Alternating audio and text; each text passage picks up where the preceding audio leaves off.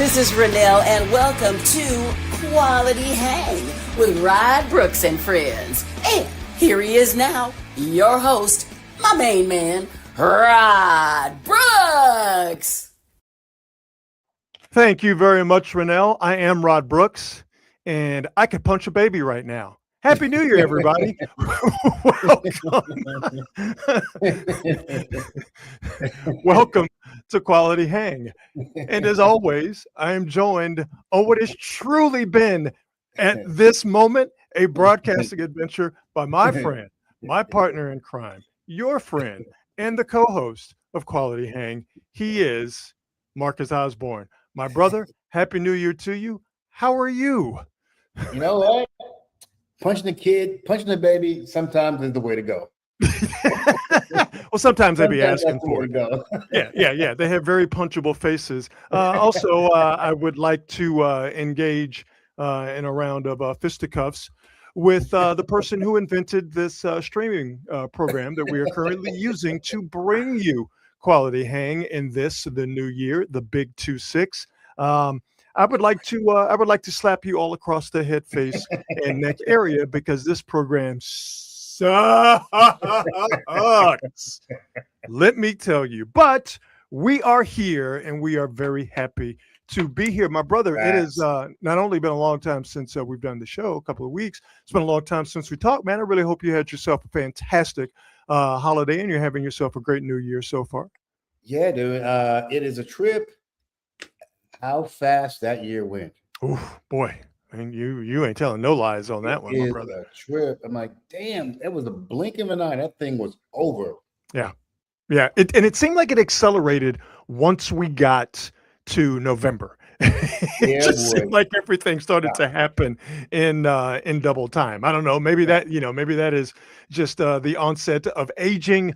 Or maybe it's just all in my head, or maybe who knows. But boy, it just sure seemed like it sure seemed like it sped up once we got to once we got out of daylight savings, and once it got dark every night at 5 o'clock, it just seemed like things started happening quickly. Yeah, dude. Hey, you are not lying. This thing blew by. I didn't have a chance to do anything. I'm like, what happened this year?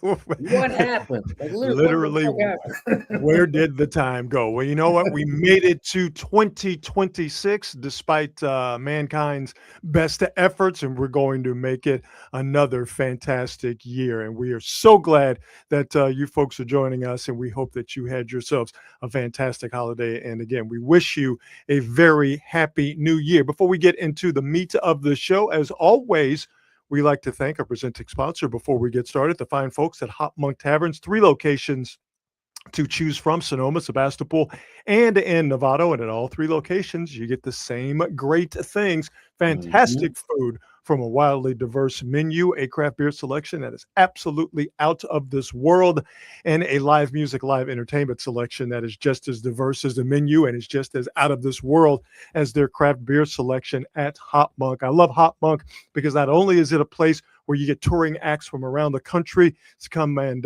play at all 3 venues, but it's a great place for local artists as well.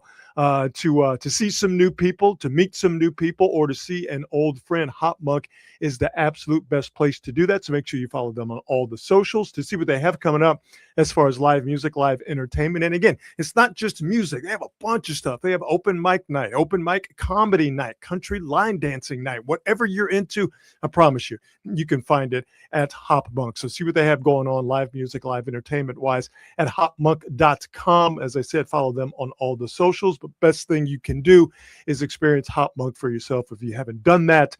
And you can do that if you happen to be in or around Sonoma, Sebastopol, or in Novato. And when you do that, tell them Rod and Marcus from Quality Hang sent you. Let's get into it, man. I tell you what, let's start with the Niners, because there is breaking news. And of course, when you're talking about the Niners and you're talking about breaking news, you're literally talking about various San Francisco 49ers breaking various parts of their bodies. So when you're talking about the Niners, and yes, they have made the playoffs. I'm sure everybody knows that, but just in case you were unsure, they've made the playoffs. They will play the Eagles coming up on Sunday. But when you're talking about the story of the Niners here in the 2025 regular season, going into this postseason, it is all about injuries. Still no word on whether Trent Williams and Ricky Pearsall, who were injured and unable to go in the loss to the Seattle Seahawks last week. Still no word on whether those guys will be able to play or even practice to possibly play for the game on Sunday against the Eagles. But the latest news is a big one. Tatum Bethune, linebacker who stepped in when Fred Warner broke his ankle. Tatum Bethune suffered a torn groin in the game. Oh, against the Seahawks. Yes, it's as painful as it sounds. He is now done for the remainder of the postseason. No word yet on if Tatum Bethune needs surgery. So the injured Niners, most of their injuries have come on the defensive side of the ball, and most of those injuries have come specifically at the linebacker position. So now the Niners are down another Mike linebacker. Tatum Bethune is going to miss the postseason with a groin injury. And by the way, D. Winters, who suffered an ankle injury in the game against the Seahawks, his status is yet to be determined. So the Niners go into obviously the most important game of the year, Marcus, once again dealing with that injury bug, and once again it's striking them on the defense where they can ill afford to lose any more dudes. Dude, I mean, for real. I mean, they couldn't afford to lose anybody. And though this past week, probably the best defensive game they played all year, in spite of the fact that the Seahawks seemed to move the ball with ease. They would not let these dudes get into the end zone. And the Seahawks missed a couple of field goals, and they probably should have taken a field goal that one time where they decided to go for it on fourth down. But I mean, what an impressive display by the 49ers defense, even with all those injuries. They only gave up 13 points to these dudes. It's just unfortunate that Seattle played a little bit better on defense. See, this is where I'm going to disagree. There's a reason when they talk about who's better or who's best when it comes to defenses that they don't use points. That's why they use yards. And while the Niners, yes, as a collective only gave up 13 points, and yes, they are to be commended for that. Seattle had, 115 yards rushing in the first half. Seattle was dominated. They absolutely dominated. They just didn't score. And yes, the name of the game is to make sure your opponent does not score as much as you do, and your defense has a lot to do with that. But I think there was a combination of, once again, the theme for this Niners defense this year, whether you like it or not, has been bend, but don't break. And they bent, and they didn't break a whole hell of a lot against the Seahawks. And the Niners defensively are to be commended for that. However, Seattle's offense, specifically their quarterback, is the reason why they didn't put up 28 points on the Niners, because the Niners defense, Marcus, they miss, depending on which metric or which service you want to use that counts missed tackles. They missed either 18 or they missed either 23. Either way, it's way too many damn missed tackles. And you want to know who missed the most missed tackles for the Niners? Who that? Tatum Bethune, the guy who tore his groin, missed 5 of them. That's why he tore that groin. and they just got absolutely worked by Seattle's offensive line, just blown off the ball. And again, a lot of this has to do with the fact that the Niners are extraordinarily and extremely injured on the defensive side of the ball. No pass rush. And a lack of a pass rush is going to you got no pressure. Exactly. And it's going to make your safeties suffer. But the bad tackling, which has been a problem all year long, the inability to stop the run, which has been a problem all year long, and that's been exacerbated by the injuries, that all of those things that the Niners got away with against the Panthers and against the Browns and against the Titans and against the Bears, all of those things they got away with, they couldn't get away with when they faced a superior opponent. And at least last Saturday, the Seattle Seahawks were the superior opponent. I mean, anybody who has not been impressed with the Seattle Seahawks, you had to walk away from that game going, yeah, these dudes might be the team to beat. Yeah, Because yeah. they are dumb. Listen, the tackling by Seattle was insane. Brother, I talked about this so pregame. They're Really? the best It was tackling team insane. in football. Oh my They God. tackle on the edges, specifically with their DBs, better than Ooh-wee. anybody else in the league. And they stopped the Niners' rushing attack with nickel and dime defenses. They didn't Yep. load the box, right? Yep. They didn't have 8 dudes in the box. They had a very good defensive line, couple of linebackers, and a bunch of DBs out there absolutely flying to the ball. So they put the Niners basically in a phone booth. They had the Niners basically trapped between the numbers. The Niners couldn't rush outside. And I Yep. think the Niners only run the ball, 8 to 10 times? The Niners couldn't run outside, so They the couldn't outside run. zone was stopped. They couldn't rush inside because of Seattle's defensive line and the Niners' offensive Good. line having, its worst game over the past few weeks. They took everything the Niners wanted to do rushing-wise away from them. And then they were able to get enough pressure on Brock Purdy really from the jump to make him jittery, make him nervous. And I mean, for all intents and purposes, even though it was a one-score game for the Niners and they had opportunities late, I mean, because going back and watching the game, as I did earlier today, for all intents and purposes, this game was over in the first quarter, just simply due to the fact that Seattle had established over the course of the first quarter, they could run the ball the way that they wanted to. They could move the ball up and down the field the way they wanted to, keeping the Niners offense off the field. And even when the Niners offense did get on the field, they were 3 and out, or they were unable to really do anything about it. I mean, it was impressive. It was full spectrum dominance was what it was, even if it didn't look that way on the score sheet. Because listen, the 49ers offensive bread and butter is get somebody the ball in space and let them run after they catch it. And Seattle came in fully prepared to handle that.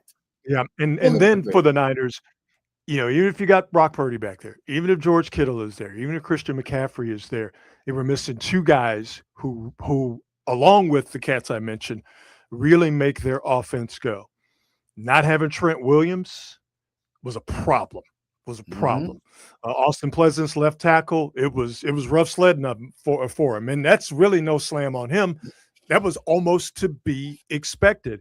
So not having Trent Williams there in pass protection and run blocking, not only his individual presence not being there was felt, but how that affected left guard, center, and right guard, really left guard and center, to the 2 guys who are to Trent Williams's immediate right. Spencer Burford had a very rough game. Jake Brendel, center, had a very, very rough game. And I think that's because of 2 reasons. A, giving Seattle all the credit in the world. Okay. Yep. Their defensive line is as good as the Texans' defensive line that whooped the Niners' offensive line, as good as Cleveland's D line, as good as Jacksonville's D line. It's one of the best in football. So credit to them.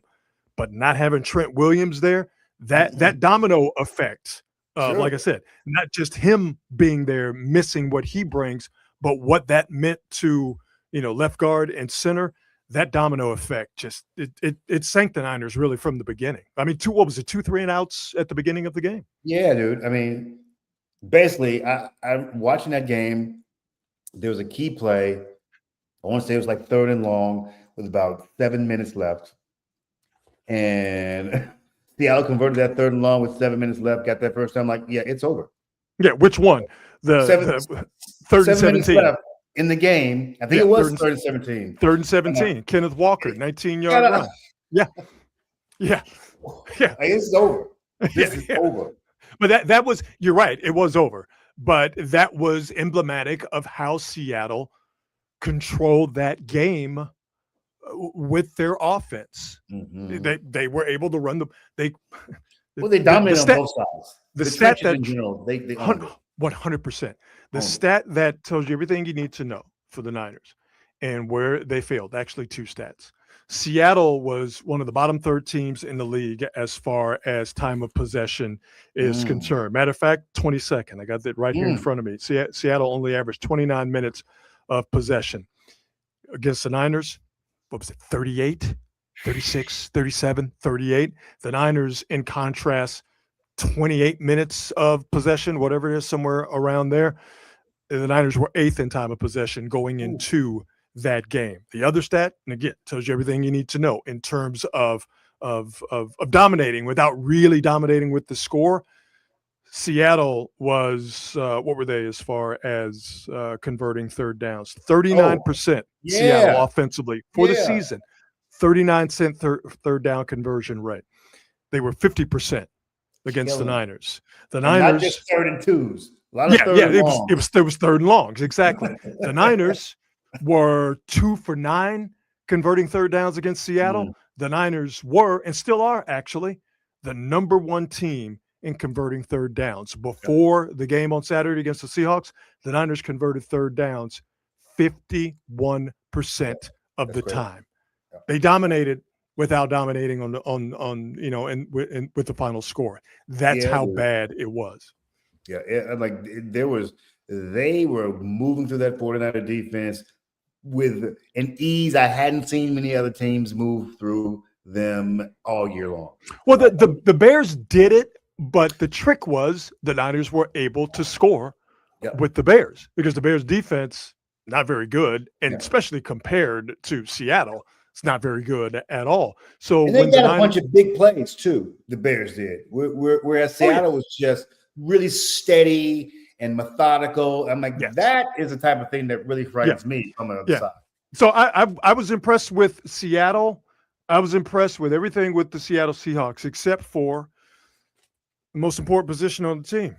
I was impressed with everything except for Sam Darnold. They protected Sam Darnold with how they ran the ball, how they converted third downs, you know, with short passing plays to the running backs, which are basically just long handoffs. They hit a couple to Jackson Smith and Jigba. But Sam Darnold, who going into the game on Saturday in the last eight games, 9 touchdowns, 9 interceptions. He had 0 touchdowns, 0 interceptions. But if you're the Seahawks, that's an absolute win because you didn't need him to throw any touchdowns. But what you wanted him to do was what he did, which is not throw an interception. So if Seattle can continue to hide him like that, Seattle's going to be tough to beat because they're so good everywhere else around him offensively, and they're absolutely elite defensively. I was actually impressed with Sam Darnold's movement. I'm like, wow, I didn't realize he was sort of that athletic a quarterback. But I mean, he had that first down conversion, third down conversion where they needed 5 yards. He got 6. So I think we were all surprised that the sneaky athletic, wink, wink, Sam Darnold was able to scramble. But I think a lot of that had to do with the fact that the Niners just absolutely had no pass rush because of the slate of injuries and the guys who they have out there right now who have carried a load and carried a burden that they didn't expect to carry. And you get to week 18 and you're already not good at rushing the passer. You're getting blown up by a very good Seattle offensive line.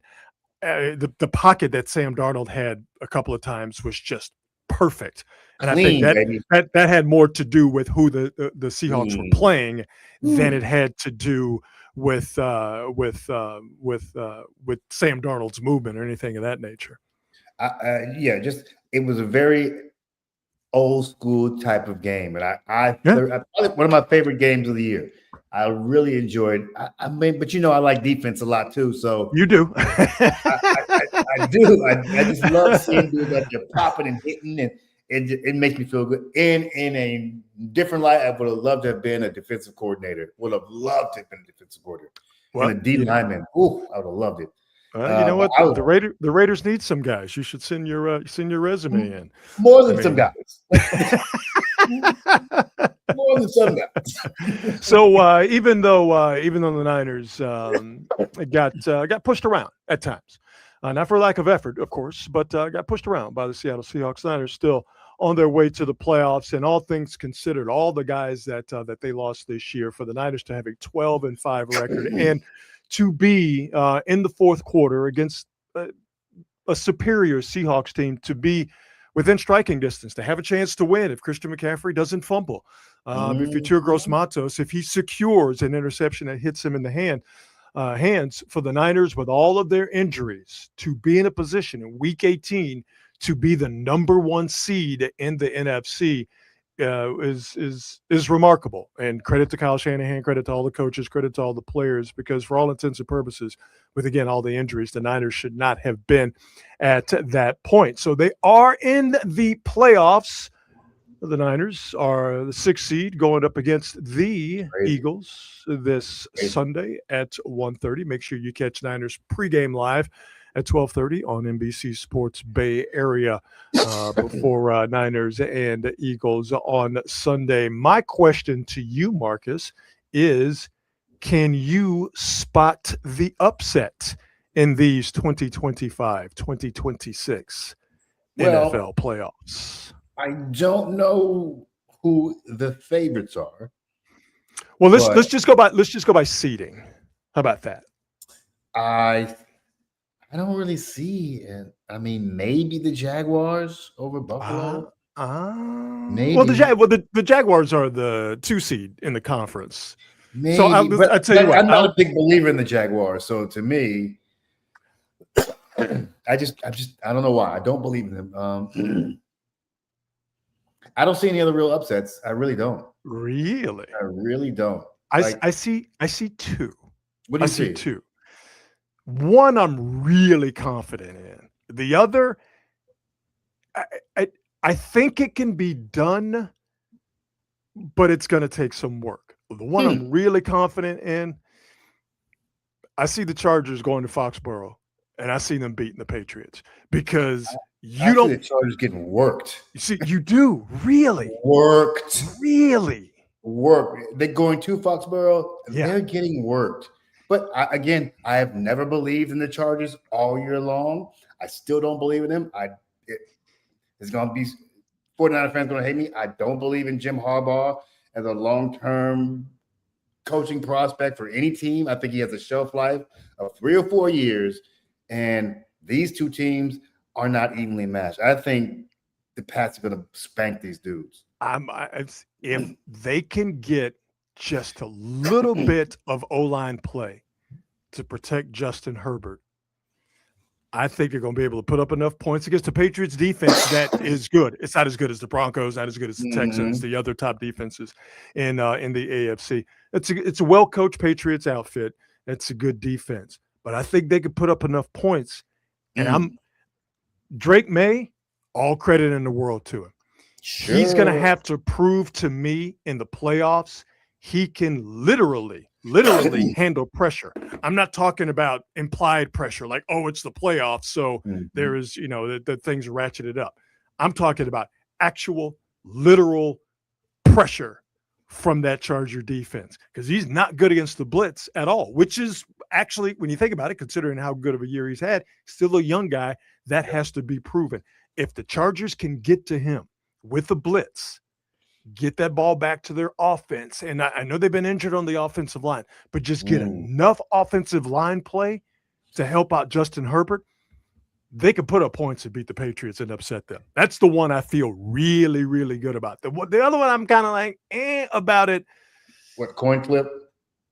I would call it a coin flip. Yes. Okay. Who you got? Is the Niners going into Philly and beating the Eagles. Because the Eagles, if you look at how they've played on both sides of the ball, but particularly offensively over the last, go look at what Jalen Hurts has done over the last few weeks. Brother, it is wow. You know that thing they do now where they cover their nose and they wave their hand like, oh, this stinks. Look at Jalen Hurts' numbers, and particularly their third down conversion rate, and you will be doing this.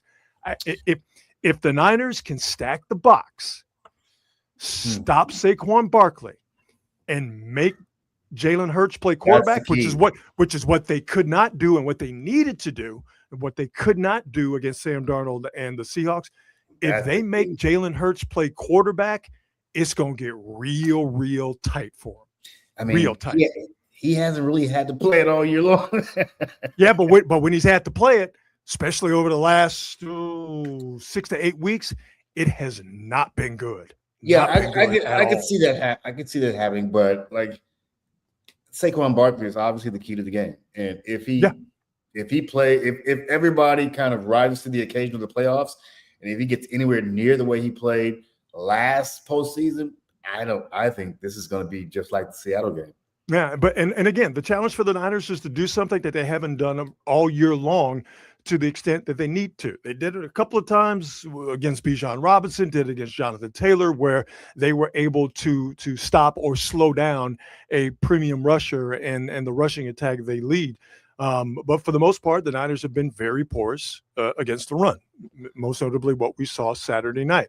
But if they can rally up, and because I think the way they're going to have to do it, they cannot do it with 7. They tried to do it, with 7 guys to stop the run against Seattle on Saturday, and Seattle laid them up. Like I said, 115 yards in the first half. Slowed it down when they finally brought somebody down in the box, and then strangely enough, all of a sudden they were able. The Seahawks were able to hit some stuff over the top.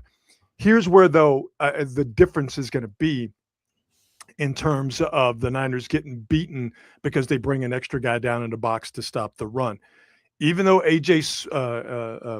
Brown and Devontae Smith both have 1,000-yard seasons, it looks good, but it's not necessarily within the flow of what they're trying to do.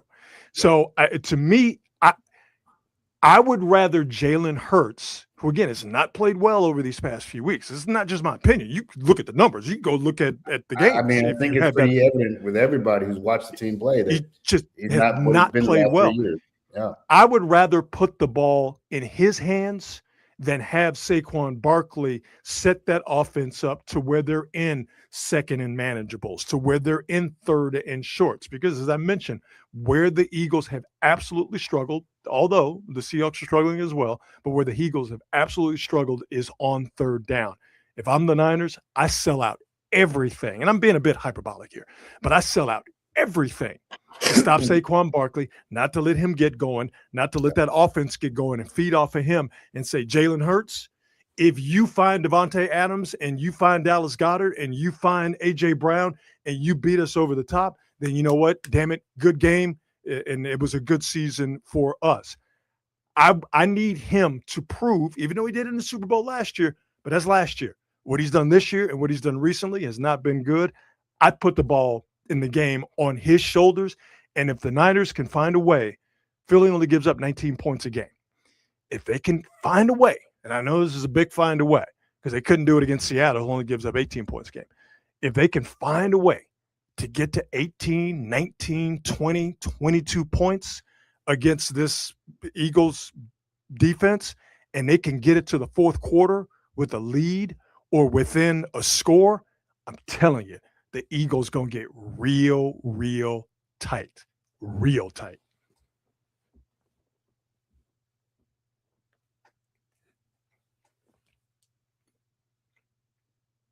You know what, Marcus? I think I've lost you here. I don't know if can you hear me? Can you hear me? Yeah, I can hear you. There we go. Okay, got you back. Yeah, there you go. I was just saying that giving credit to Jalen Hurts, he's been really, really good in the Super Bowls.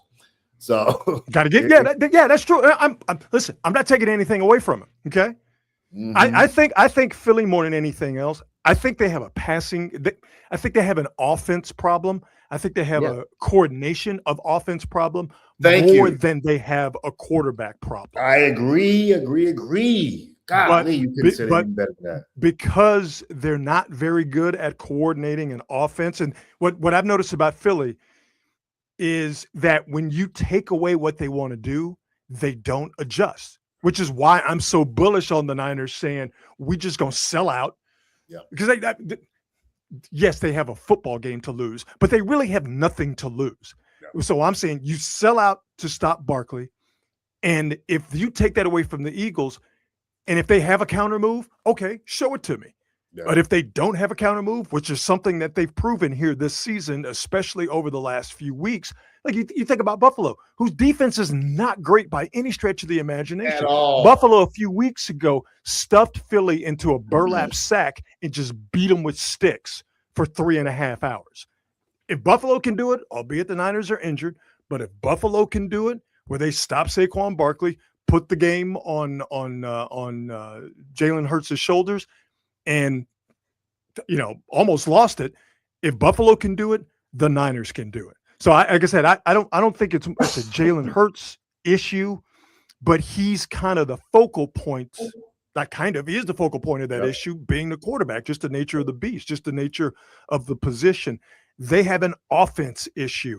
Yeah, and if everything relies on him, when you take away their number one, if I'm the Niners, that's a chance I'm willing to take. And if he beats you, he beats you. Dude, no, that passing game is trash out there. I don't know.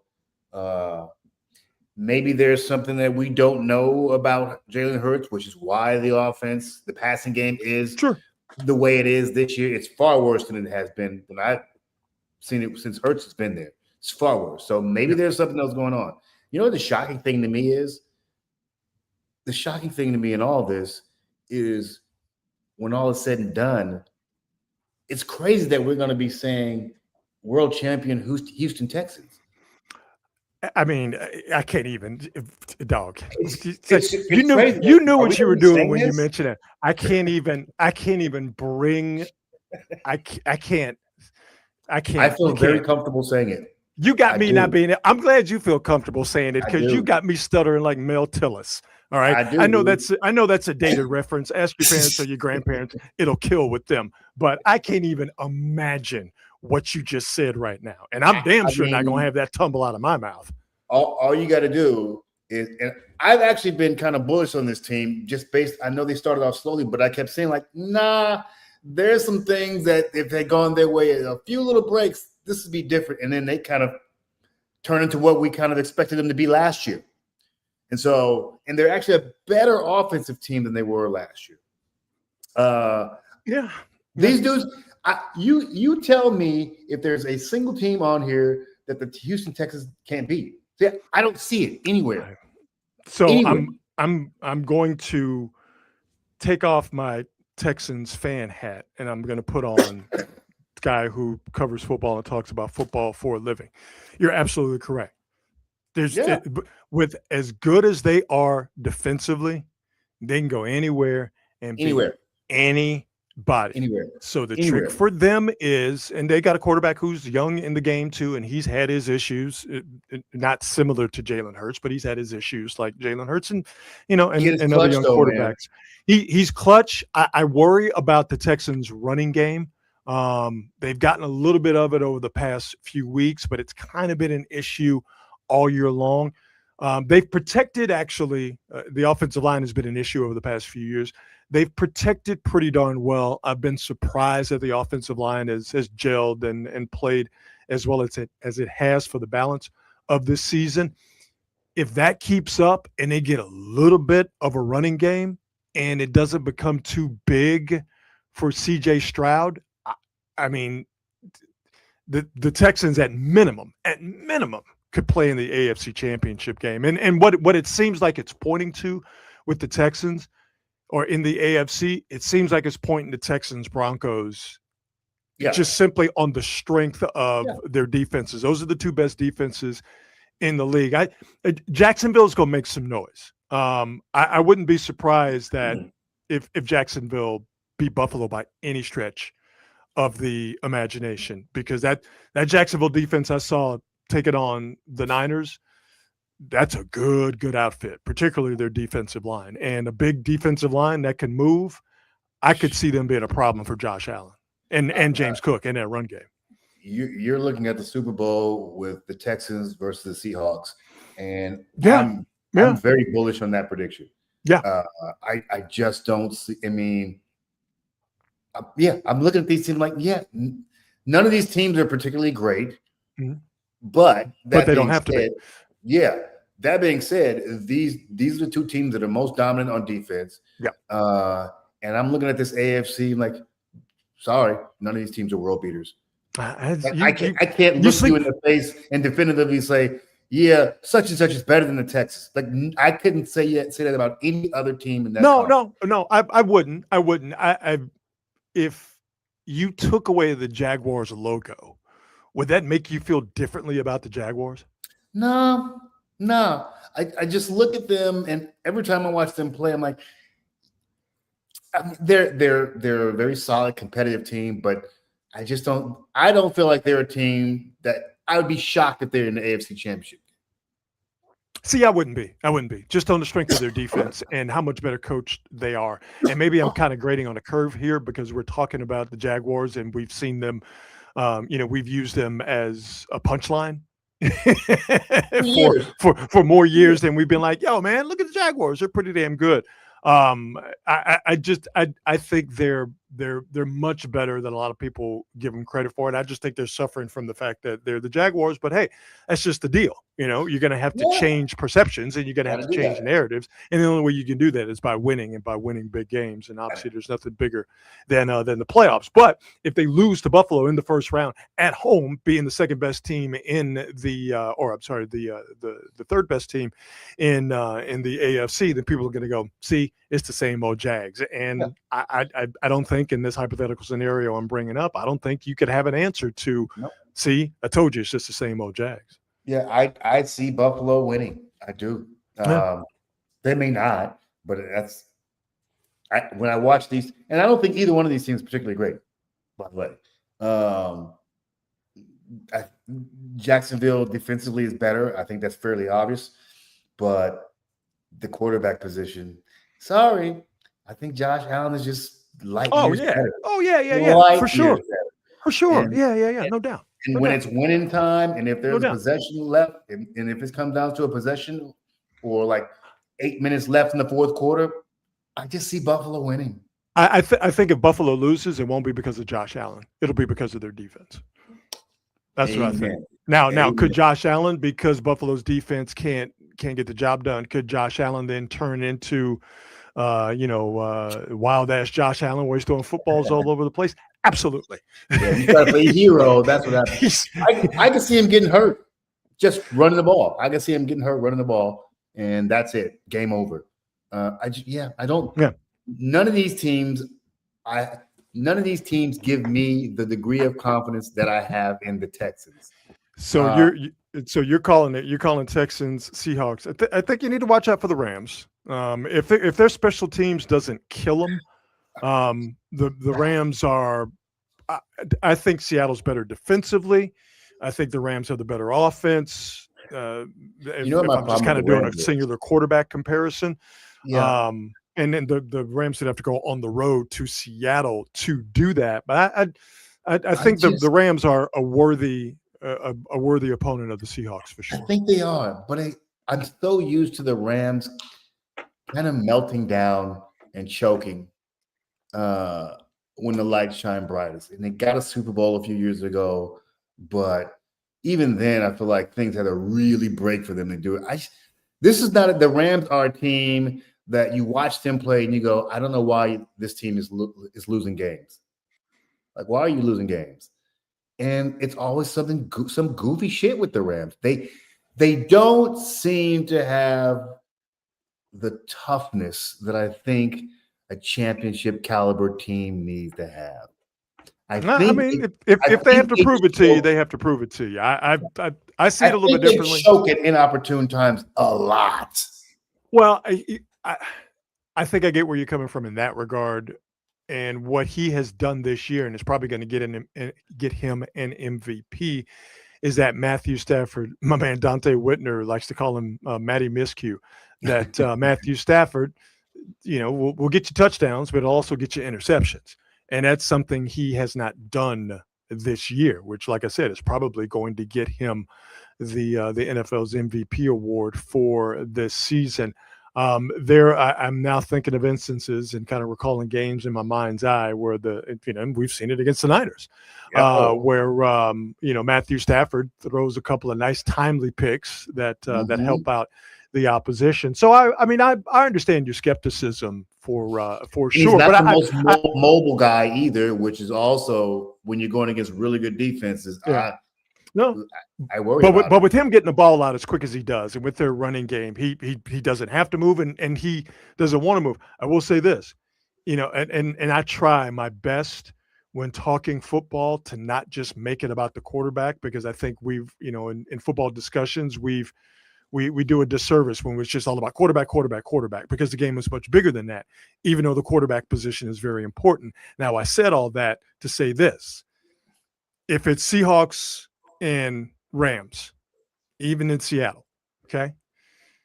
2 good defenses, 2 good offenses, 2 good running games, 2 good coaches. All right. Putting special teams aside, even though that's important. Yeah. If I had to pick between a Sam Darnold led team or a Matthew Stafford led team, guess who I'm picking 10 out of 10 times? which Matthew is Stafford. fair. Which is fair. It's Matthew Stafford. So Yeah, that's how I'm looking at Matthew looking at Stafford that. has done a great job at rebranding himself as a quarterback. But I mean, Yeah, well, winning a Super Bowl will do that for you, for sure. yeah, winning Super Bowl do it, and being on a team, a better team with better coaching, and Sure, of course. better, Yeah. and much better defenses, Yeah. that'll help you out. And that's what Sam Darnold's trying to do. You know, Yeah. he's shifted the narrative. You know, he's grabbed the wheel, he's yanked it. It's going in a different direction. But to truly convince people that Sam Darnold is not the guy who was seeing ghosts at one time, Sam Darnold's going to have to win big games, and Sam Darnold's going to have to win the Super Bowl. That is just the way the ball bounces. Let's move on here. A tradition unlike any other takes place after every single NFL regular season. And that tradition, of course, is Black Monday, where coaches on the hot seat eventually get taken off of that hot seat and fired in front of everybody. So this Black Monday was no different than the others. And you know what? I didn't even see this. It's got to be a black man at the top of the list of fired coaches on Black Monday. How come it's got to be like that? Raheem Morris was told by the Atlanta Falcons his coaching services will no longer be needed. Honestly, a lot of people that's the only surprise to me. A lot of people think that he's not going to be out of a job for a long time. No surprise that the Cardinals fired Jonathan Gannon. No surprise, even if it is just a one and done, that the Raiders fired Pete Carroll. Now the Raiders are going on. So what was it? John Gruden left in 2021. Antonio Pierce was the coach before Pete Carroll. Who am I missing? I'm missing a couple of the guys. Your boy from the Patriots and Josh McDaniels. Yeah. Josh Who, McDaniels. by the way, terrible head coach. Terrible head coach. Terrible head coach. Good coordinator, which is a big Great reason coordinator. why the Patriots are where they are. But Pete Carroll got fired. Pete Carroll should have gotten fired on the strength of having his son be the offensive line coach and bringing Chip Kelly in to run an offense in the NFL in the 21st. I guess he did pay for those crimes. Has the Chip Kelly offense worked in the NFL anywhere? No, not at all.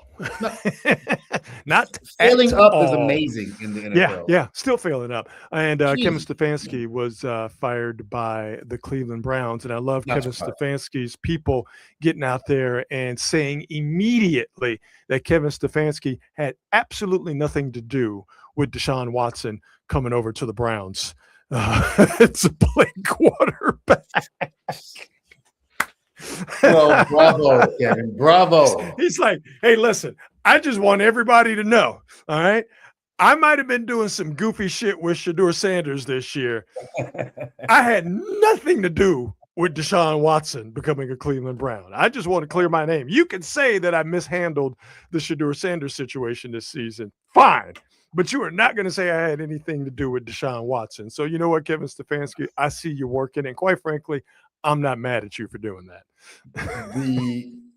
Obviously the worst part of this Deshaun Watson deal was the fact they guaranteed this dude all that money. How many times do I have to say it? Shocking. The Browns always be Browning. That's what they do. And for such a cheap team, the fact that they guaranteed this cat this money is shocking. Bad organizations do stupid stuff, like the Raiders, like the Giants, like the Jets, like the Saints. I can keep going on. I can promise you this. The Raiders have the number 1 pick, and we're about to see the greatest punter of all time be picked at number 1. I don't know where he is. I don't know what high school he's in right now, but I promise you, it's going to be some kid coming out of whatever directional high school, and they're going to be like, "No, this guy's going to change the league. He's got a 25-second hang time. He's amazing." Nah. Get ready to get yourself a Fernando Mendoza jersey. I wouldn't mind that. That's what's going to happen. Yeah, okay, yeah, that's fine. Who are you going to protect him with? To me, is the question. Whatever happened, which I know what happened. Is we've overvalued the quarterback position, but whatever happened to teams drafting the biggest, hopefully best offensive tackle to play left tackle you can find, and then getting a quarterback? Remember those days that really weren't that long ago? I mean, in a realistic world, in the way you build a team, you obviously want to build from the inside out. But if you got a quarterback talent that you think is going to lead your franchise, you kind of just have to get him when you can get him. Yeah. I know. I get it. I understand it, even if it does confuse me, because what the calculus used to be is, okay, and if that stud left tackle is not there, then you trade that number 1 pick, move down in the draft, get some more draft capital, and get that tackle at 7 or 8 or somewhere in the lower portion of the top 10, and then you try to get the quarterback next year. But now teams, and this has been going on for, I guess, now about 10 to 15 years, where teams are just like, no, we're just going to take the quarterback, even if that quarterback is going to get back there and get destroyed or run for his life. I mean, I think if you're the Raiders, you've gone too long without a quarterback. If you think somebody's available, you must take that person. Yeah. But then you also must be sure that you try to build that lineup with competent players. I don't know what it is. I hate to get really deep in this thing with the Raiders, but one of the things that kind of put them in a position to be great for so many years was because they actually had an identity. And and this sounds really like corny, but I don't think any team can be great if they don't have an identity. If they don't know who you are and what you're supposed to be. Are we a defensive team? Are we an offensive team? Are we a running team? Are we a passing team? Do we rush the passer? Like, what the fuck do we do? Mm-hmm. And until you know what do we do well? What can we count on week in, week out, at home, on the road, no matter the opponent? What do we do well that we know in times of crisis or in times of non-crisis, we can pull it out? And it's what do we have a big 6 domino that we can slam on the board and go, let's get it? I mean, and they actually have some offensive talent. Like, they actually have some offensive talent. You got a tight end. You got a running back. You got a decent wide receiver. You need a QB, and you need to build that line out. But you also need to, whoever the hell comes in needs to, the first thing they need to do is, what kind of team are we going to be? Well, I guess the smart thing to do is I kind of fleshed this out in my brain, is trade Max Crosby for picks, and you add and supplement other areas of that team, starting with the offensive line, in my estimation, with the picks you're going to get from Max. Because Max Crosby is as good as gone. You know what I mean? So if you go draft Mendoza first, you go draft a quarterback first, right? You hate to let a player like that go, but you're right. No, I completely understand that, but you need the draft capital. Now, obviously the thing with the Raiders is you have to have competent people running that team, and we know that they don't have it. But to me, the obvious thing to do is it's reached the end of the line with Max Crosby. He don't want to be there. And if you're smart, you understand that he's never going to be any more tradable than he is right now. So you trade him for draft capital, and you start to build the foundation of your team, or to reinforce the foundation of your team, and also to build the identity of your team off of those picks for Max Crosby. So, to me, that's the way to do it. But first and foremost, they got to find themselves a coach. I did hear, and I think this would be great for him, Brian Flores, who used to coach the Dolphins, defensive guy, tough, hard-nosed guy. Some people say hard to get along with, hard to work with, but maybe that's what they need. Oh, I'm sure it's what they need. But he is well-revered in coaching circles. Brian Flores with the Raiders, that'd be a good move. That'd be a real good move. Yeah, I just who's going to pick the talent? No, you're right. You're right. I mean, Well, I mean, the GM's still there. So this guy, what is it, John Spytek and Tom Brady? Those are your dudes. So yeah, there's your brain trust. There you go. Actually, I do kind of have a little trust in Tom Brady, and I don't think he has as much say as other people think he has. No, I don't think he does. I don't know if he has say, but I would really hope that his opinion is valued. Right. And if were I Mark Davis, I would say I'm not my daddy.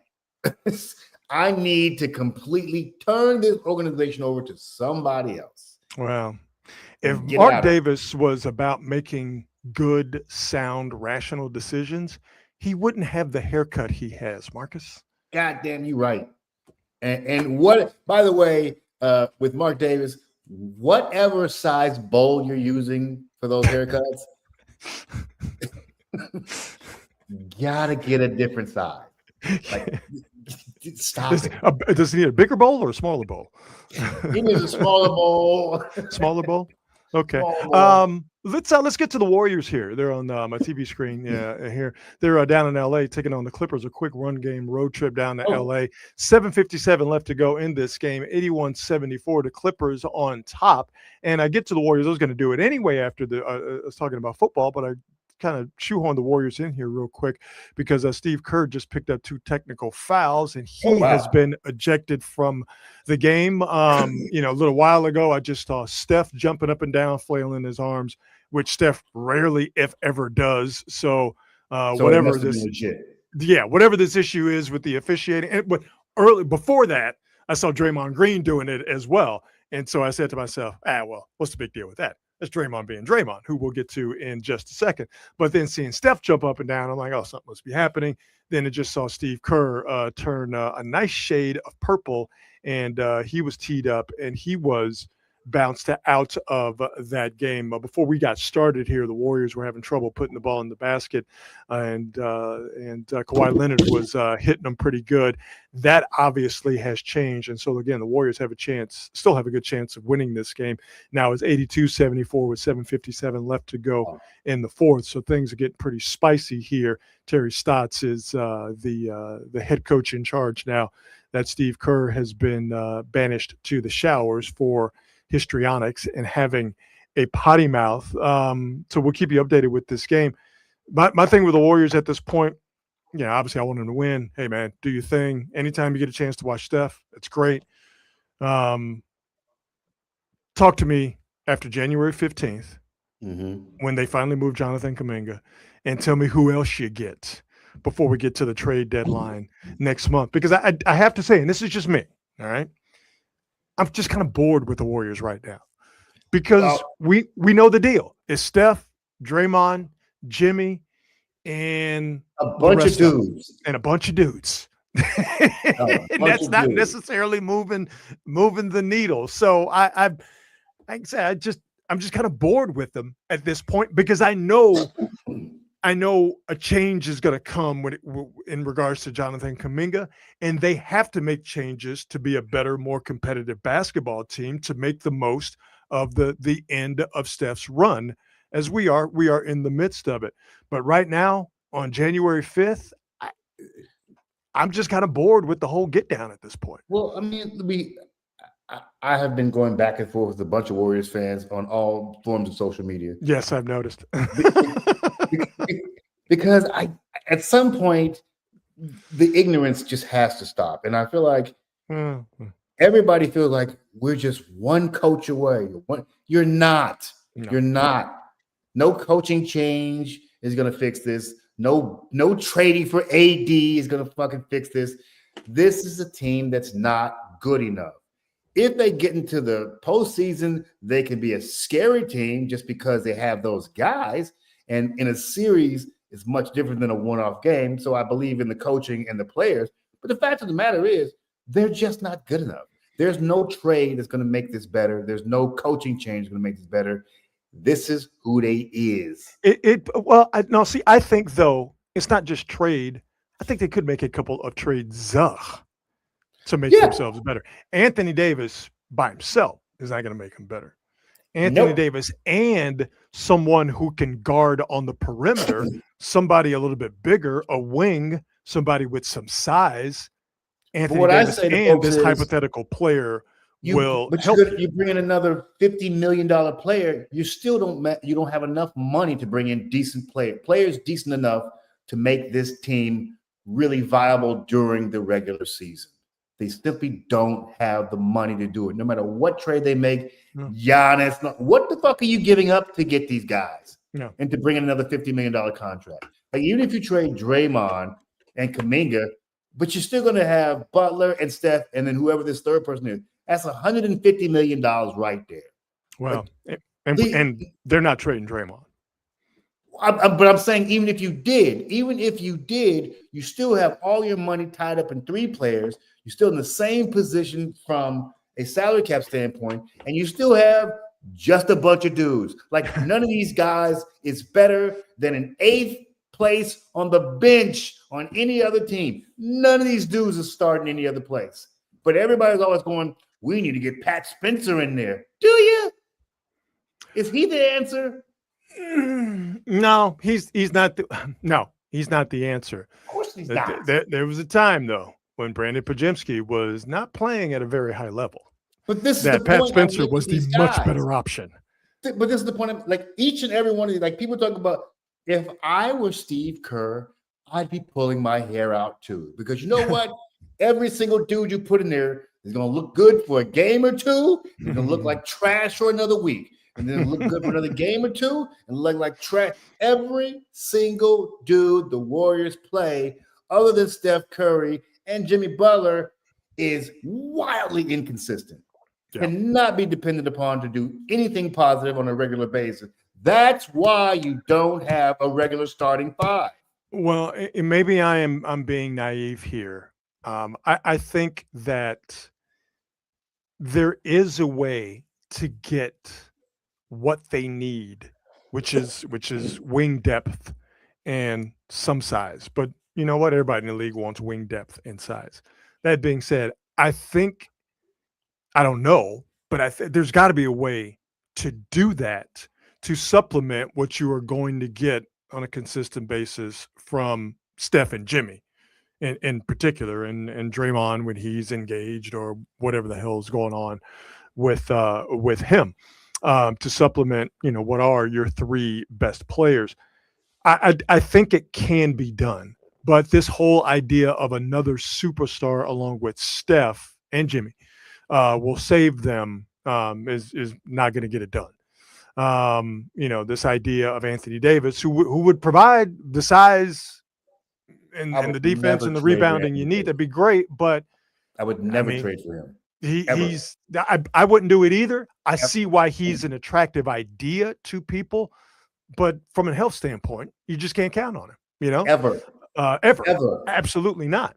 And it's hard to look past that. But I get why I get why Warrior fans look past that, because he is the ideal for what you've been missing and for what you've been craving on this basketball team for God knows. I mean, since Andrew Bogut decided to hang it up, really, when you think about it. The money matters. The money matters. No, I get it. I get that. But for a lot of people, they don't care about the money. They don't understand the money. They just want you to fix the problem. That's the whole reason I'd like you guys just need to shut the fuck up, because you can't get much better than what you got. You're not getting much better than what you got. You might move the pieces around, but I don't think the outcome is going to be much different. Shifting deck chairs on the Titanic, possibly. They're the Venn diagram of people who want Steve Kerr fired and think he's a terrible coach, and replacing him would fix the Warriors' problems. And the people who think that firing Kyle Shanahan and replacing him would fix the Niner problems.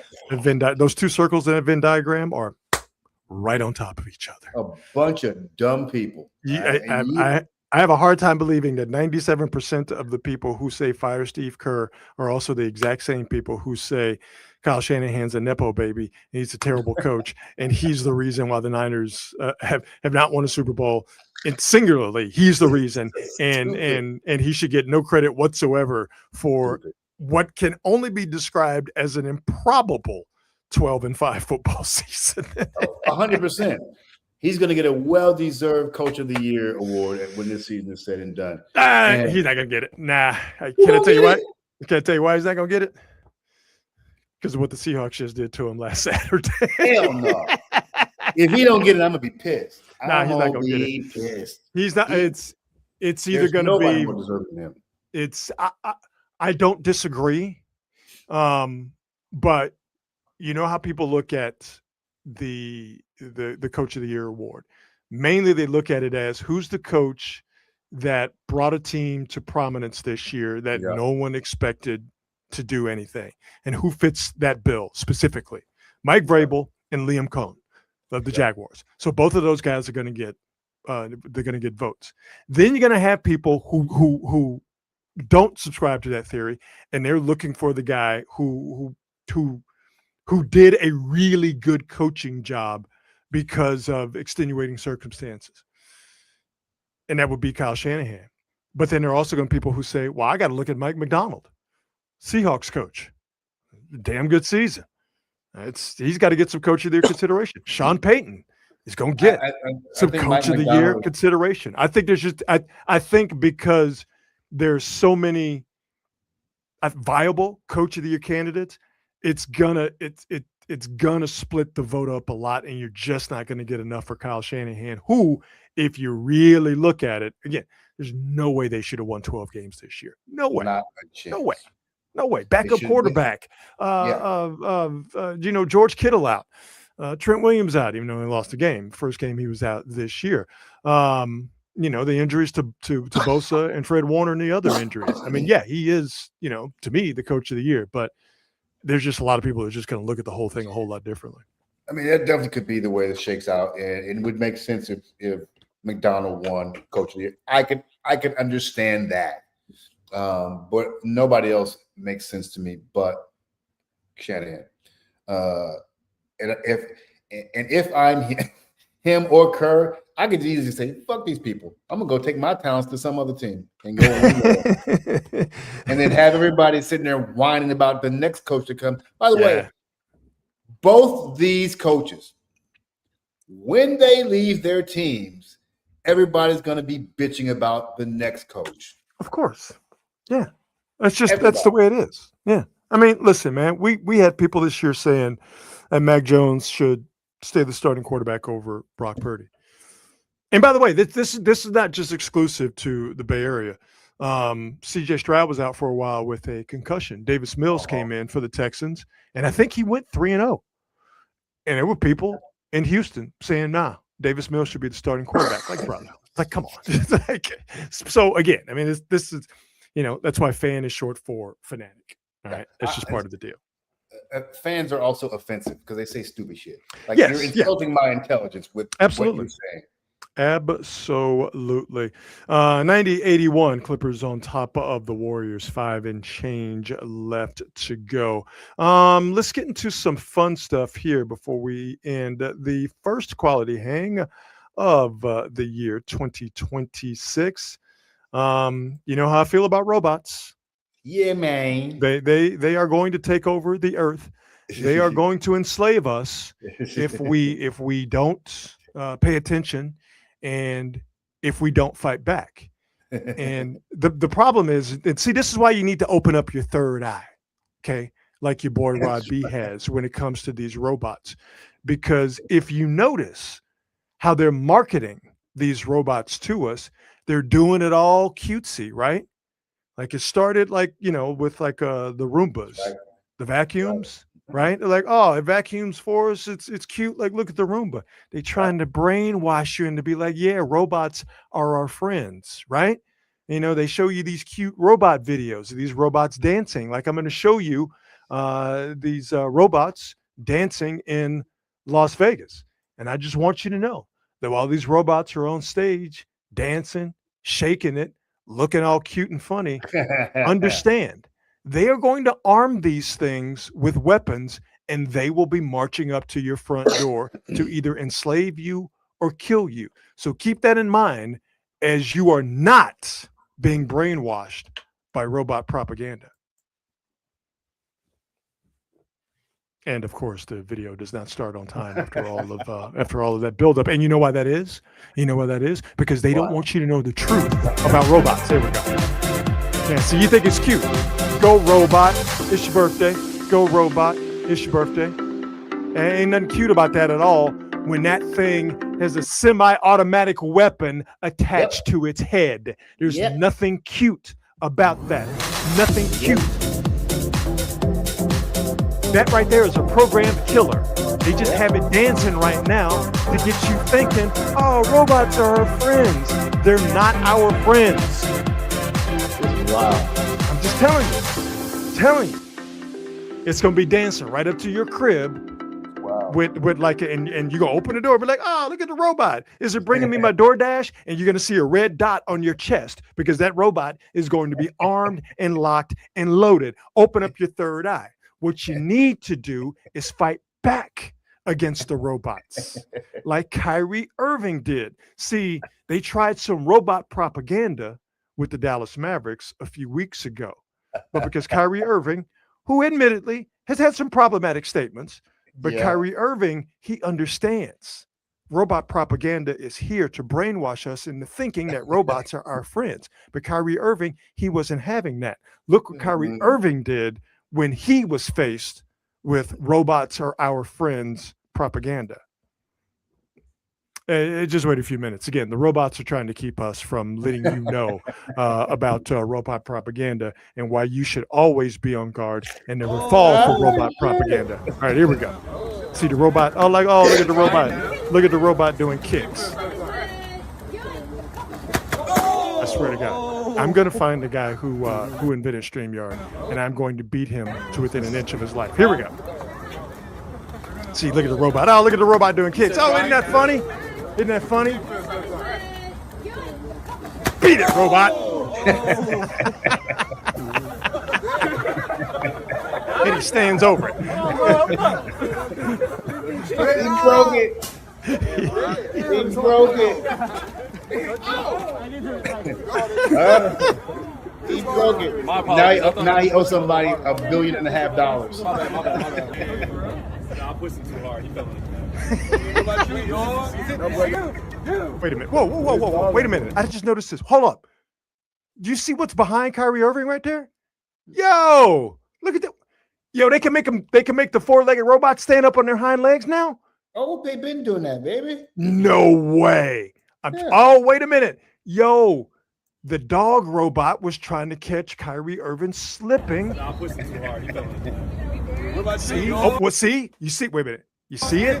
You see the four-legged robot? Oh, they get back. It got up on his hind leg. Oh, see? I'm telling you. Open up your third eye. Watch out for the robots. They coming. They coming for us. But they're not going to get us all, are they? That's a tip from your old pal, Rod B. Wow. Keep your third eye open. It's amazing that there aren't more conspiracy theories about robots. Mm-hmm. It's almost as if the propaganda is working. Mm-hmm. Oh, listen, brother. If there's one thing I've learned over the past few years is that we are easily susceptible to propaganda. Facts. Brother, propaganda is working. All right. The score here in the fourth quarter of humans versus propaganda is winning big in the fourth quarter, and it looks like we humans are in for for a rude awakening. So keep your third eye open. Watch out for the robots. All right, here we go. Let's get out of here. But before we do that, we always end the show with on this date, January 5th, 1980, Rapper's Delight by Sugar Hill Gang became the first rap song to reach the Billboard Top 40. Wow. Yeah, man. Yeah. Yeah. And now that I'm looking here, I'm like, what are these songs? You don't remember Rita Coolidge's "I'd Rather Leave While I'm in Love"? You don't remember that song? I mean, oh man, I was not a Rita Coolidge fan. It was a big hit in the Brooks household. Yeah, but I remember Blackfoot. I remember Herb Alpert. Of course. And you remember Rapper's Delight by the Sugar Hill Gang. I mean, isn't it funny? Like, I don't think anybody remembers any of these songs other than Rapper's Delight. Other than Rapper's Delight. Yeah. It started a revolution, no doubt. Yeah, man. And the thing as kids, that one kid that could rap it word for word. And remember, this is back in the day where you heard the song on the radio. There were no cassettes. There was no MTV at the time in 1980. You might have known someone that had the 12-inch, but by and large, you were exposed to Rapper's Delight on the radio. And that one kid in the neighborhood who probably was, and I don't say this in a negative or pejorative way, probably was autistic. That one kid in the neighborhood that could rap Rapper's Delight word for word without missing a beat and without missing a single word from beginning to end. Every neighborhood had a kid like that. Everybody.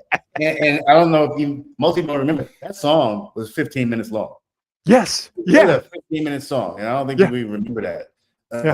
Actually, now that I think about it, that was the era where songs were 10, 15. You had a lot of 10, 15-minute songs. Well, I mean, it was a disco song. It was like 6 songs long. Yeah, it was Chic's "Good Times" was the beat, it was just a disco song, and they just rapped over Nile Rodgers and Chic's "Good Times," and just extended it out.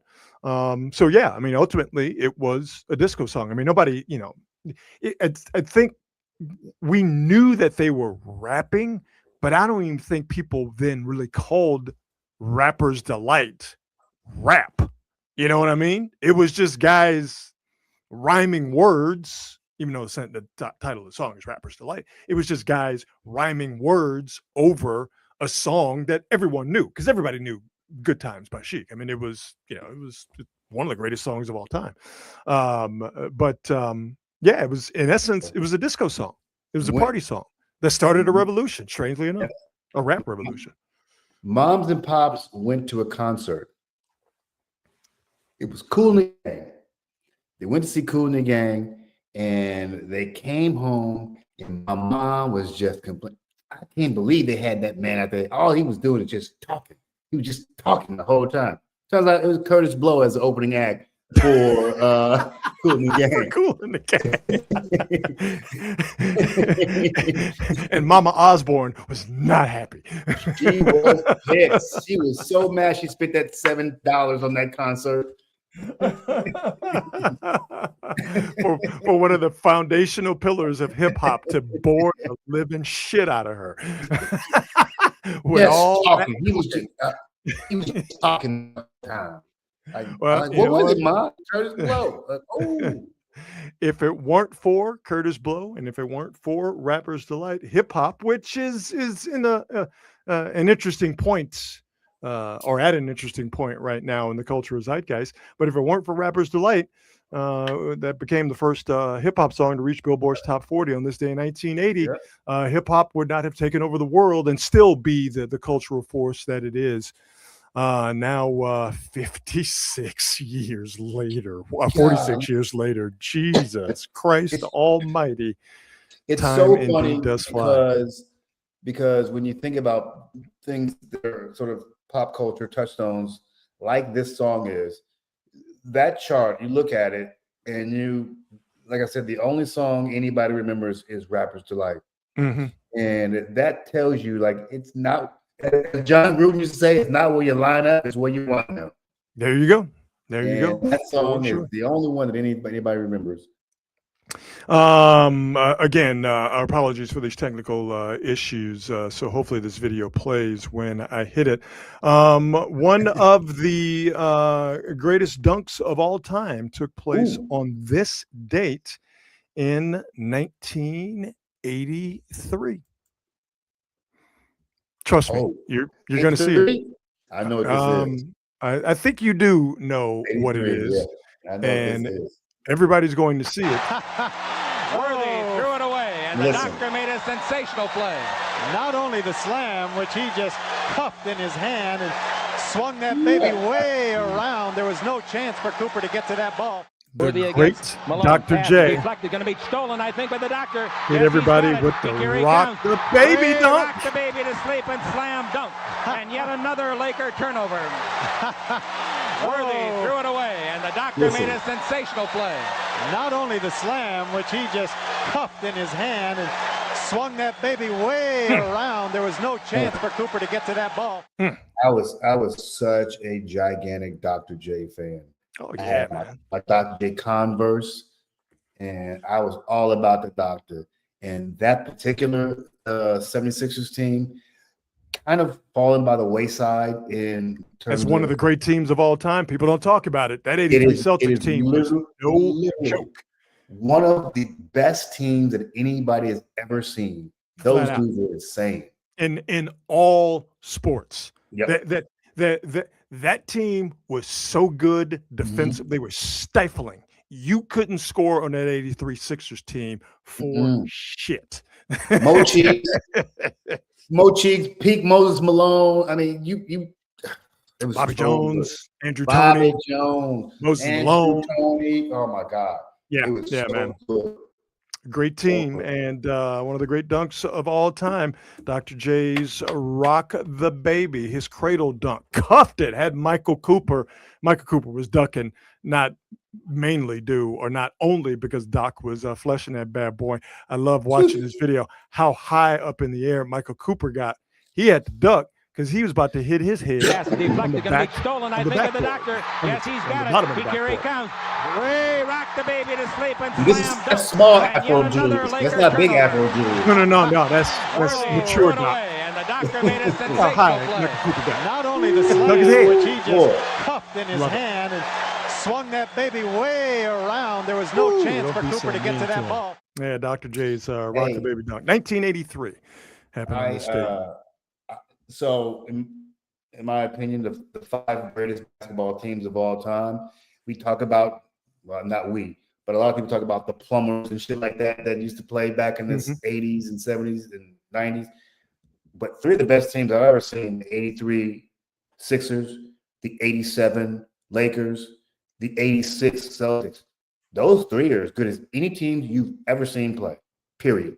You're not going to get any Period. argument out of me.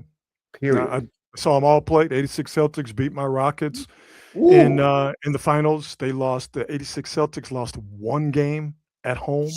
Whoa. and can nobody convince me that Larry Bird, Kevin McHale, and Robert Parrish wouldn't dominate today's NBA? Yeah, and if you don't think that they could or would, you didn't see him, and that's okay. Yeah. That's not your Yeah. fault. But ask somebody who did see him, and they'll tell you how good those guys were indeed. Check your Warriors Wa- update. I was just about to give you an update. Yeah. The Warriors are within 2 with 61 seconds left down in LA, taking on the Clippers. Steve Kerr, if you're just joining us, was ejected midway through the fourth quarter. And the Warriors have, in his stead, been able to cut what I believe at the time was a 7-point deficit. Again, Clippers up by 1 with a minute left to go down in LA, 101-100. Also on this date, as we wrap it up, in 1992, in his first playoff game, Barry Sanders made the Dallas Cowboys look real stupid. Trust me on this. I promise you it happened. And you're going to see the video. Yay! Come on, man.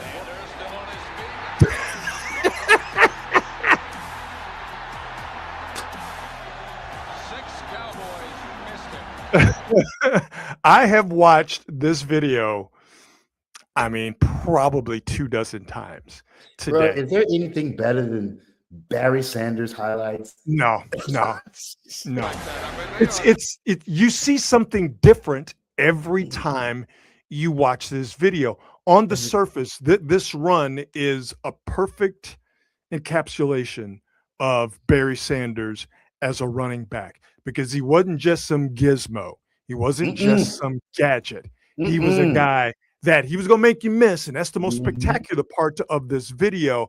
But the power that Barry Sanders had and the strength and what they call now today the contact balance, which is just simply you can't knock a dude off his axis with a glancing blow or even a good hit. Barry Sanders was the total package, and you see all of it on this run. So the speed to get to the corner, first and foremost, is I'll go back here to the beginning. The speed to get to the corner here is amazing. But for him to bounce off of all of these guys is an underrated part of Barry Sanders' his entire get down running the ball. He gets to the corner. Watch this. Boom, take it up. Boom. Accelerate, juke this dude, and he's gone. Come on, son. Come on, brother. Are we gonna watch it again? Is the Pope a Catholic dude from the south side of Chicago? The answer to the question is yes, he is. And yes, we're going to watch this again. Bro. Now watch this guy here. Number 75. Okay, look at him. And I got lucky here. I was able to stop this video at absolutely the right place. Number 75, the Cowboys, is under the mistaken impression that the dude who's behind him with the football, number 75, thinks that Barry Sanders is in this pile of humanity on the left side of your screen. Number 75, who saw Barry Sanders get the ball in the backfield, get to the corner, run into this pile of humanity. Number 75 that the Cowboys thinks that Barry Sanders, who's behind him, is in this pile, and he turns him around like a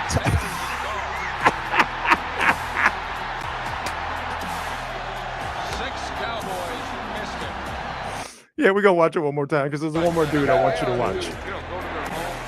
Okay, number 75. Watch this guy, 51, who sees all of this happening, right? He sees Barry Sanders in that pile, all right? So he has 51 has better spatial awareness than 75 the Cowboys. So I'm going to back this up here a little bit more. 51 sees that Barry Sanders is coming out of this pile, and what happens in the process? He sees him. He has a line to get to Barry Sanders. And what does Barry Sanders do to 51 of the Cowboys? He puts him on the ground. If you wanted to say this was the greatest run in NFL history, I wouldn't disagree with you. I mean, Barry has about 5 or 6 just like it. He's got like 5 or 6 just like it. You're not wrong. It's mind-blowing that somebody can there's nobody in NFL who could ever be like there isn't another Barry Sanders. No. There's nothing like this dude. We haven't seen anything like it, and we probably won't see it again. This dude was insane. What was he, 5'7", 205? Yeah. Just a spark plug, speedy, balance, shifty. Oh, everything you want from a running back, right? He power, speed, just that wow factor, that ability to make dudes miss in the open field and in short, tight spaces. Was he number one? He came out in 89, right? No, I think he came out in 87 or 88. I forget exactly. It had to be after 87 because he was still in college. I he had forget. that year in 88, right? Where he was it was 88 then. Yeah, you're right. Yeah. Like 40 touchdowns. No, it's just unbelievable. And on this date, Barry Sanders uncorked, Marcus, you're right. One of many runs that made you go, and we'll watch it one more time. Last time, I promise. Well, this is one of many runs that Barry Sanders dropped on you that just made you go, what in the hell did I just watch?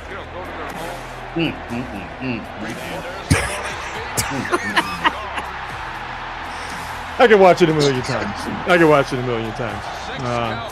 He used to torment the Bears and the Buccaneers. Torment them. Remember that game you had against the 49ers? And it was like Oh, when Jerry yeah. Rice was coming back, and Yeah. Barry lost his mind against the Niners. Yeah. Watching Merton Hanks flail after Barry Sanders was hilarious. Yeah. Now Barry Sanders made really good football players look bad. That's how good Barry Sanders was. Real quick Warriors update before we give you one last on this date and wrap up the show. They did lose to the Clippers 103 to 102. Don't have any video for it, but trust me, this happened. And I'm sure when I tell you that it happened, you'll be reminded of it. And it's a good memory. If you're a Niner fan, on this date in 2003, the Niners in the wild card game came back from being down 38-14 to the Giants late in the third quarter with about 5 minutes left. They were down 38-14. Jeremy Shockey dropped a touchdown. Remember Jeremy Shockey? Oh, I do. Florida? Dropped a Miami. touchdown. And the Niners eventually came back to beat the Giants 39-38 in basically a quarter and a half of football to beat the Giants in the wild card game at dear old Candlestick on this date in 2003. I misspoke. They were down 35-14. Shockey touchdown would have made it 42-14. He dropped the touchdown. They kicked the field goal with about 4 minutes left to go in the game. Niners came back to win the game 39-38, all the way back in January of 2003, specifically on this date, January 5th, 2003. So there you go. On this date. Was that Jeff Garcia? Jeff Garcia, yeah. By that time, Steve Young had retired, obviously due to Lawrence Phillips's inability to pick up the blitz, and they had moved on to Jeff Garcia at that point. And that was Jeff Garcia, if I'm remembering. I think that was his 4,000-yard season, if I'm remembering correctly. He was at the height of his powers. I saw an interesting stat about the 49ers the other day. I want to say it was like in the last 20 years, the 49ers have either missed the playoffs or gone to the NFC Championship game. Yeah, no, there's no in between. Yeah. I want to be wrong about it, but unfortunately, I just think the injuries are going to be too much for them to overcome to win 2 games to get to the NFC Championship game. As I said earlier, I think they can beat the Eagles. I think with some adjustments, I think they can beat the Eagles. They can rally and get one to win a wild card game and a divisional playoff game on the road with all of their injuries would be a really, really, really tough ask. Like I said, I want to be wrong, but I think I also have to be somewhat, if not completely, realistic about the situation. That's why I said, and I'll keep harping on it all week long. 8 in the box, stop Saquon Barkley, make Jalen Hurts have to try to beat you, and if he does, bam, tip your cap, keep it moving. If he doesn't, you played it the right way. To be able to tie a knot in the bottom of the rope and hang on for 2 games on the road to get to the NFC Championship game that more than likely is going to be either in Seattle or in LA, even though that is Levi South against either a very good Seahawks team or a very good Rams team. I just think that's a lot to ask. But hey, man, that's why we love sports. Because you really don't know. We have an idea. You know, but you don't know. Don't know. Maybe you never will. Don't know. Maybe you never will. All right, my brother. Per usual, when we don't talk for a while, we end up being a couple of Cathy's, don't we? I'm sure everybody's like, will you guys please just go hit the damn end credits, will you? All right, we will. Happy New Year again to everybody, and we thank all of you for being loyal viewers. And we know that over the past few weeks, especially with the holidays in the mix, that our broadcasting schedule has been wonky at best. We are going to try our damnedest to get back on schedule. So we will see you, fingers crossed, again on Thursday at 8 o'clock. Our wintertime broadcasting schedule, if you will be Mondays and Thursdays at 8 o'clock. So we'll see you Thursday. And as always, make sure you go check out our presenting sponsor, the fine folks at Hop Monk Taverns. 3 locations to choose from: Sonoma, Sebastopol, and in Novato. Follow them on all the socials. See what they have coming up as far as live music and live entertainment is concerned at all 3 venues. By again, following them on all of the relevant socials or just checking them out online at hopmonk.com. And you can't do yourself any wrong favors by just not just dropping in at one of the locations, again in Sonoma, Sebastopol, or in Nevada. All right, my brother, it is so good to see you, and happy New Year to you one last time. And how about we do it again on Thursday? What do you think? Let's do it, baby. Let's do it. All right, my brother. Everybody, have yourselves a fantastic evening, fantastic rest of your week. We'll see you on Thursday at 8. And as always, be good and be good at it. We'll see you.